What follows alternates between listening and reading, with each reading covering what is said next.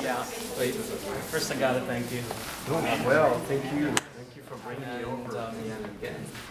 Thanks for joining us. The entire gang again. Yeah. I'm really excited for February. Do they have any idea what's happening in February? Not really, I think. But well, I that's a talked a goal. little bit about self-hypnosis, I think, on Wednesday or Thursday. So I said a little bit of what it was. I said a little bit about there's this traditional way of doing a self-hypnosis and there's the beyond self-hypnosis Right. way. So, do you want me to go on? Yeah. This is a go though, because we don't want to just keep them hanging. No, right? Yeah. Well, I mean, it's really, what I was talking about is a little bit that, I don't know what I said, what seminar, there was so many, Yeah. but I think it wasn't this one. I said, you know, the traditional way of doing self-hypnosis is really, well, you connect inside. What you do is you set a goal for yourself, pretty consciously, you know, something that you want to reach. I want, you know, X. I want X amount of money in my bank account. I want this car. I want this relationship. I want this this job or whatever it is. That's usually a conscious choice that we make, and then we totally can use self-hypnosis to make that happen. And I've done that. I found this job in Japan back then.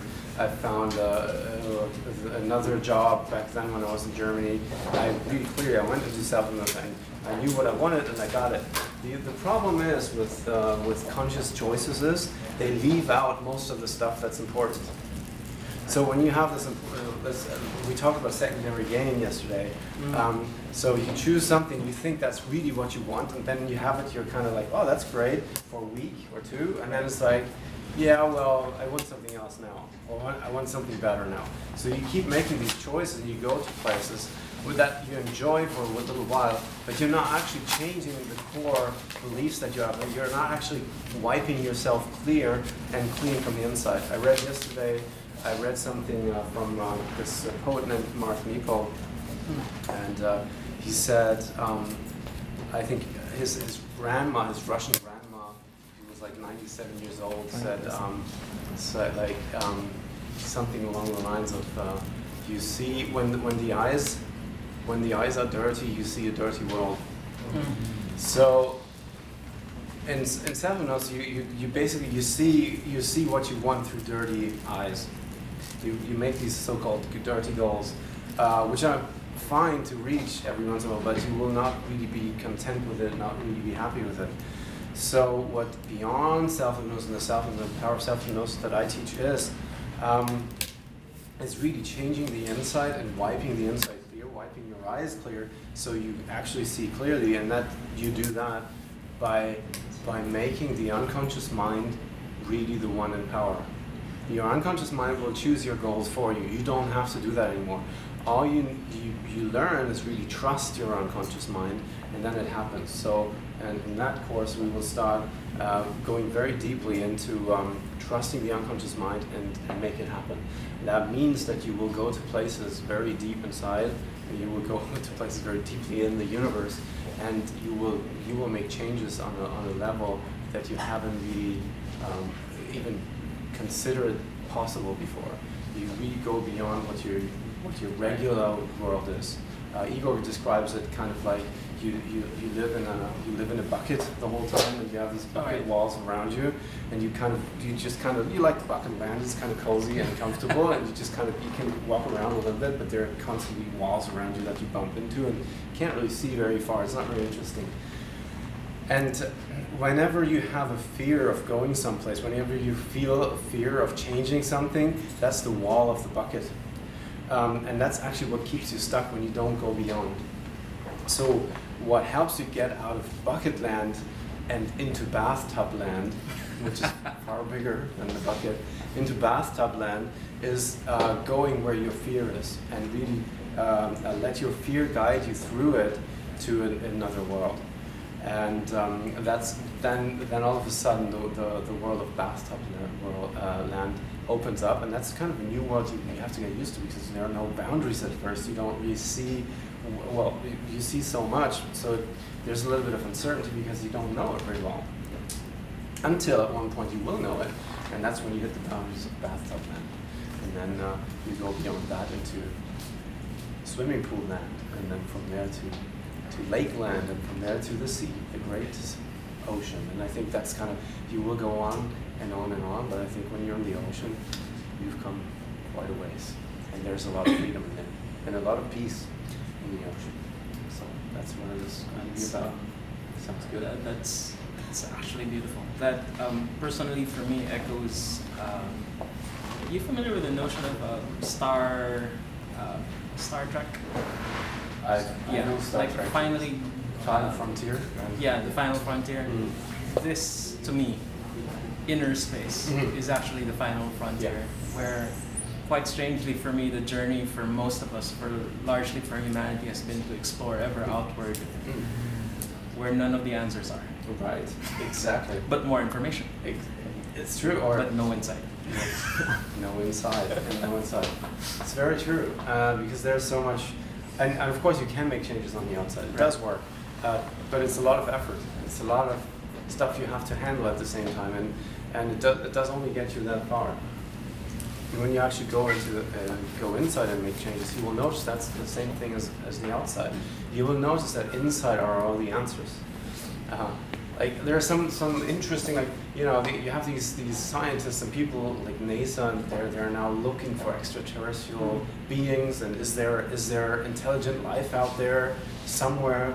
Once you are at a certain level, it's so ridiculous to ask that question, because if you can imagine it, of course there is extraterrestrial life, because we're imagining it.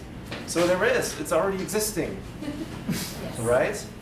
If it's existing on the inside, it's just a matter of time to make it exist on the outside, because everything that's on the inside, you will manifest on the outside at one point, right? So everything that you can imagine is actually where you can go. And that makes things easier, which doesn't mean you should only live on the inside. No. Live your life on the outside.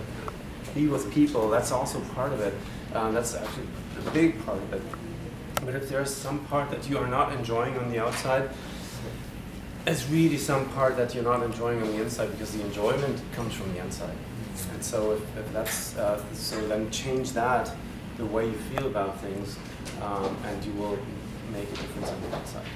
As I hear you and everything you just said, it sounds to me like I'm actually hearing your take on what people call a process of manifestation. Right? It's pretty much that. So kind of in a very strange, cool, practical way, February is going to be a course in manifestation.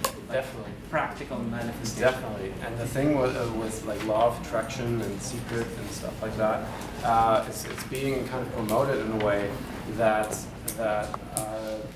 kind of being promoted as think positive, or go into a positive direction, just leave out all the negative stuff. That also is a way to start. It's a great way to start, but it's not going to help you really get to the stuff that's going to make the change. Actually, if you have something coming up that seems to block you from something, it doesn't help to shove it away consciously, because it will always be there unconsciously. So the only way to do it is really go through it instead of ignoring it. And if you go through it, that's when it actually does go away. So that's I think the difference between maybe the law of attraction stuff and maybe how manifestation works and doesn't work. And it's quite a ride. So yes, the course will be, that's one way to describe it. It sounds like an entire course on breaking barriers, and that being a tool to manifestation. That being the pathway, actually. Yes. To getting against the edges of the barriers. It is. Breaking through them.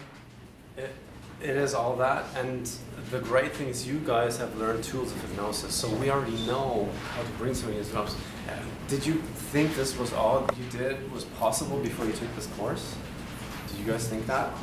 Like the experiences you had here, like even on the first day, hypnotizing somebody and going so deep, with all those skills, that manifestation thing gets so much easier, because you're already so skilled in using your mind and using possibilities that you haven't considered possible before. So you already know all this stuff. Now it's kind of just a matter of applying it to the stuff that you really want to make happen, and take it to another level, not just you know, by helping other people overcome their phobias and fears, which is great work, but also overcoming your own stuff, and then really making a difference on a larger level, like really, and what I think is really necessary is like having a change on this level of the world, of the earth, because earth is not in good shape, in my opinion. And that's really, for me, it means I don't have to necessarily go out there with a boat and, you know, stop big ships from dumping their stuff in the ocean. That's great work, that's important, but I think all the fears that come up are the more important stuff to work on right now, and then go out and into the boat and stop big ships from dumping stuff in the ocean. So please do act if you see an injustice or see something that you think you could help with, do help. That's great, and I think you guys in the Philippines, I think you're great people that are actually very good at helping others. You're not very selfish, you're more, I think, from what I got, you're very warm and open to others, and you're very helpful to others.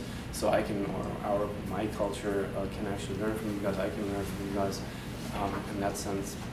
Or if there's any blockage or anything you fear for this world, instead of just praying, well, praying is great, but instead of just praying, really go through your own fear.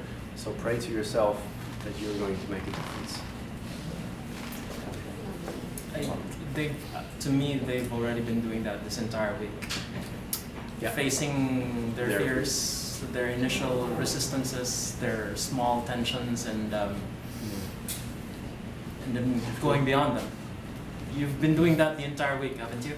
Yes. Yes. Finding out that something that wasn't possible is actually possible, and then breaking through them and finding out that tension and pain can go into discomfort and then to joy. And I think that's something you can infinitely use when you take care of people from this day forward. I think so too. And, we have to thank you for all this. Thank you, guys.